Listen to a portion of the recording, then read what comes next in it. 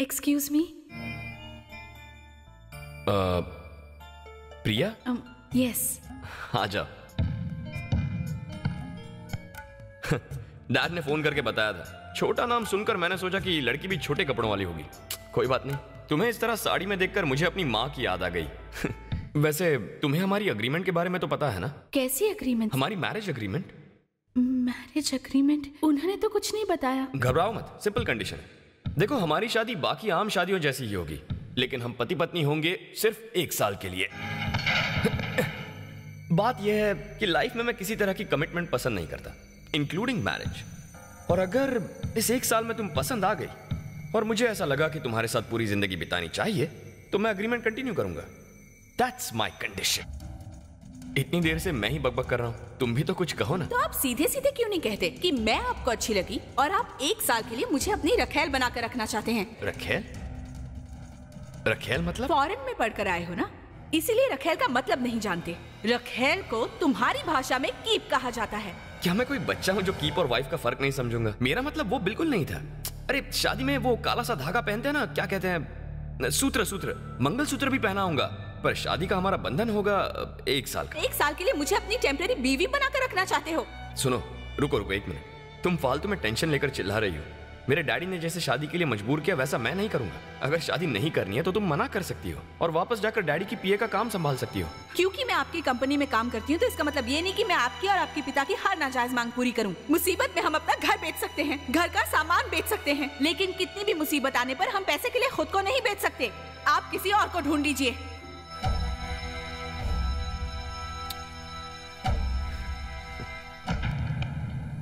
इतने बड़े आदमी होकर भी जब आपने कहा कि आप अपने अंडर काम करने वाली लड़की को अपनी बहू बनाएंगे, तब मुझे आपके बड़प्पन पर बहुत फक्र हुआ था। उसी तरह आप अपने बेटे का मन बहलाने के लिए अपनी ऑफिस से एक गरीब लड़की को भेजना चाहते हैं। मुझे आपसे ये उम्मीद नहीं थी। प्रिया, तुम मुझे और जलील मत करो। मैंने तुम्हें धोखा देने के बारे में कभी नहीं सोचा था। तो फिर ऐसा क्यों किया? आपने ये क्यों नहीं बताया कि आपका बेटा एक ऐसी शादी करना चाहता है जो 1 साल के अग्रीमेंट पर टिकी हुई है? संसार में किसी भी बाप ने ऐसी मुसीबत नहीं झेली होगी। तुम्हें क्या बताऊं, वो अपनी माँ की कमी महसूस न करे, इसलिए मैंने उसे पढ़ाई के लिए अमेरिका भेज दिया। हाँ, लेकिन अपने देश में न रहने की वजह से वो अपनी संस्कृति से दूर चला गया है। उसे ये भी नहीं मालूम कि एक मामूली धागे में और मंगलसूत्र में जमीन आसमान का फर्क होता है। उसके लिए मंगलसूत्र एक धागा है, जिस धागे को जब मन करे तब पहन लो और जब मन करे उतार दो, तो कोई फर्क नहीं पड़ता। इसलिए मुझे समझ में नहीं आ रहा था कि मैं उसे शादी के लिए कैसे मनाऊं, सही गलत दोनों का फर्क कैसे समझाऊं। मां भी तो नहीं है जो उसे समझाए। तभी तुम मुझे देखी। अगर तुम उसकी बीवी बन जाओ तो उसे सुधारने के लिए 1 साल नहीं, बस 1 मिनट काफी है। इसीलिए मैंने तुम्हें एग्रीमेंट के बारे में नहीं बताया। पर आपने मुझे यूज किया, मेरी गरीबी का फायदा उठाया, अपने बेटे के लिए मेरी जिंदगी दांव पर लगा दी। मैं आपको कभी माफ नहीं कर सकती। 1 साल के लिए आपके अमीर बेटे की रखेल बनने से बेहतर है कि मैं कहीं जाकर आत्महत्या कर लूं। मैं जा रही हूँ सर। Thank you sir.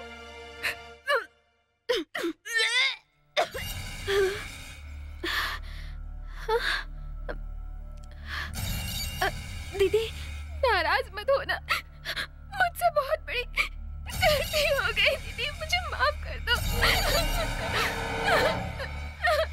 जयंती, ये क्या कर दिया तूने? पहले से इतनी प्रॉब्लम चल रही, पता है ना?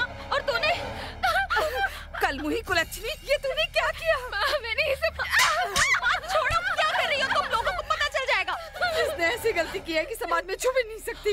ये सब तेरी वजह से हुआ है। खुद तो ससुराल से आ गई और छोटी बहन को भी बिगाड़ दिया। कब पीछे छोड़ेगी? और ये शादी हुई नहीं और उससे पहले ही गर्भवती हो गई है। तो मर क्यों नहीं जाती? तब जाके मुझे शांति मिलेगी।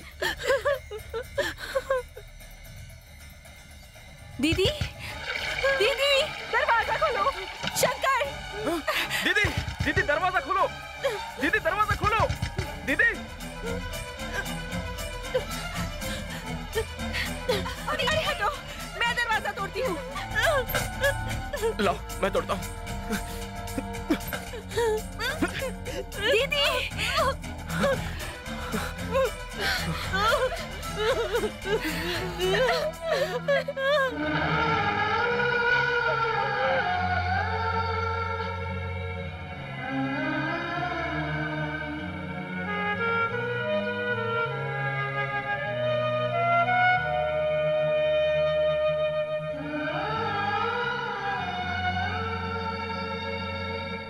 मोहन, अच्छा वो मैरिज हॉल जो तुमने बुक किया था ना, उसे जाकर कैंसिल कर दो। आओ बेटा, कोई खास बात है? ये रेजिग्नेशन लेटर देने आई हूँ। मैं अपनी गलती की माफी तो मांग चुका हूँ ना। विश्वनाथ जी की बहू अगर अपने ही ऑफिस में नौकरी करेगी तो लोग आपको बेवकूफ और गधा कहेंगे ना। इसीलिए रिजाइन कर रही हूँ। यू मीन शादी के लिए तैयार हो तुम? जी। याहू! I'm sorry. रिलैक्स। जरा रुको, एक सेकंड। मोहन, रहने दे यार। तूने बुकिंग कैंसिल तो नहीं की ना? सुन, कंफर्म कर दे, डबल कंफर्म, फुल पेमेंट दे दे, शादी पक्की।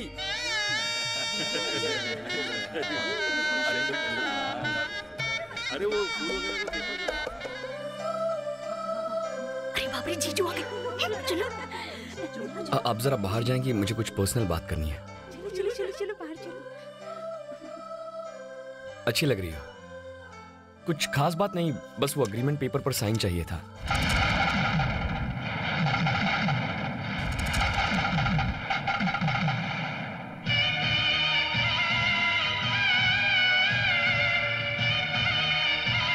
अगर सब सही है तो बस साइन कर दो।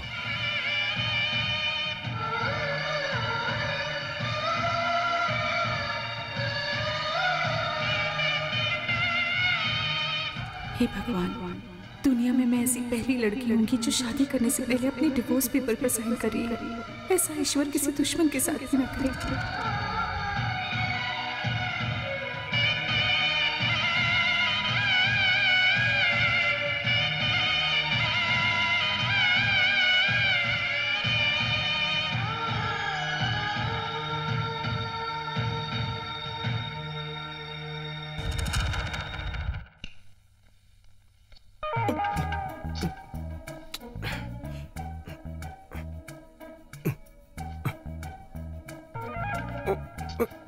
अरे यार,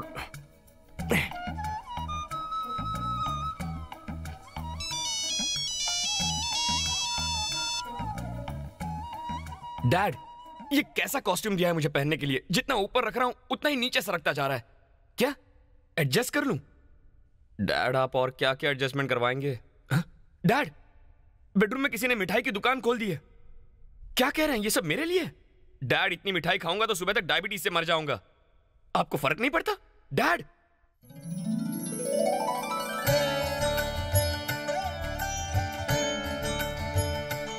ये क्या है? ड्रिंक्स है? ना ना ना, दूध। पर क्यों?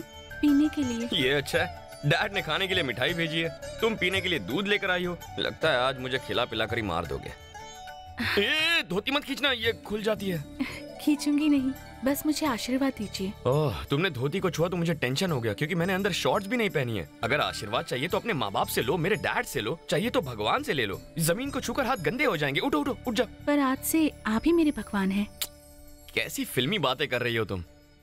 आशीर्वाद दीजिए कि हम 100 साल तक एक साथ रहें। 100 साल के लिए? मेरे लिए एक ही साल भारी है। 100 साल तक जियो। उठ जाओ। हाँ, ओके ओके। देखो, इस तरह गिर पड़ के मेरे पैर मत छूना, खासकर जब मैंने लुंगी पहनी हो। इसे गिरना पड़ना नहीं कहते, ये तो हमारा रिवाज है। अच्छा, ऐसा है? ये कंपलसरी होता है? पर मुझे तो किसी ने नहीं बताया। थोड़ा पीछे हटना, पीछे हटना। अरे रे, ये आप क्या कर रहे हैं? आप मेरे पैर क्यों छू रहे हैं? तुम्हारा गिरना पड़ना अगर रिवाज है तो मेरा गिरना पड़ना भी रिवाज ही हुआ ना। आप खड़े हो जाइए प्लीज। पहले मुझे आशीर्वाद दो, मैं भी 100 साल जीना चाहता हूँ। सुनिए, खड़े हो जाइए। अच्छा, तुमने अपने लिए 100 साल का आशीर्वाद मांग लिया और मैं मांग रहा हूँ तो मुकर रही हो। कैसी सेल्फिश लड़की हो। पहले आप खड़े हो जाइए प्लीज। ये एक तरफा रूल्स नहीं चलेंगे। क्या जी, ऐसा नहीं होता। अब मैं आपकी पत्नी बन चुकी हूँ, इसीलिए आपके पैर छूना मेरा धर्म बनता है। समझ में नहीं आता हमारे देश में ऐसा क्यों है। यहाँ पति को भगवान और बीवी को नौकरानी बनाकर रखते हैं। मुझे ये पसंद नहीं। तुम जैसे जीना चाहती हो जियो, और मैं अपने तरीके से जीऊंगा। Hi Peter, how are you? Just a minute. America से एक दोस्त का फोन है, तुम आराम से सो जाओ, okay?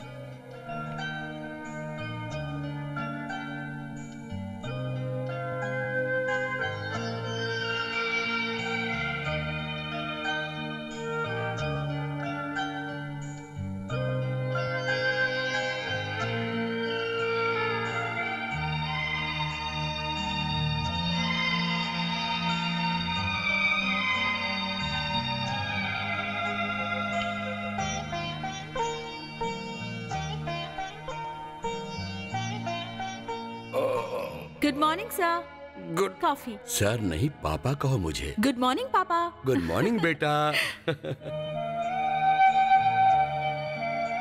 Good morning.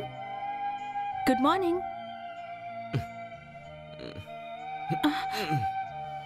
Good morning. Coffee?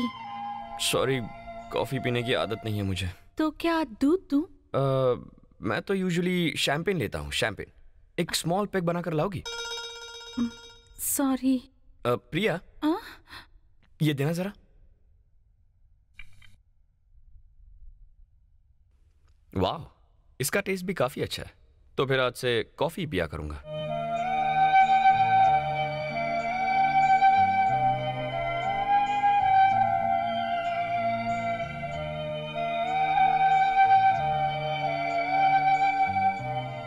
ये क्या रामू काका, क्या हो गया आपको? क्या हुआ? ब्रेकफास्ट इतना टेस्टी लग रहा है आज। अरे विजय, ब्रेकफास्ट रामू ने नहीं, बहू ने बनाया है। खाना बनाना भी जानती हो?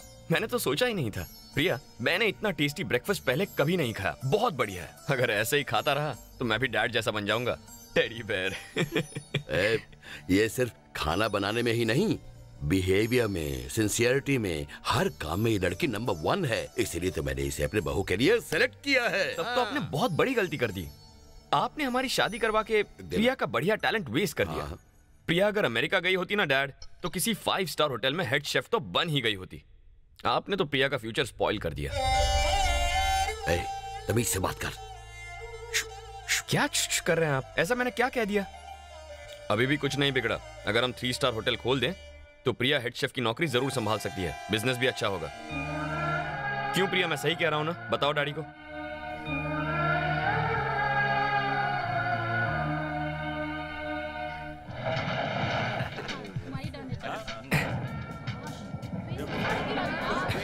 यस,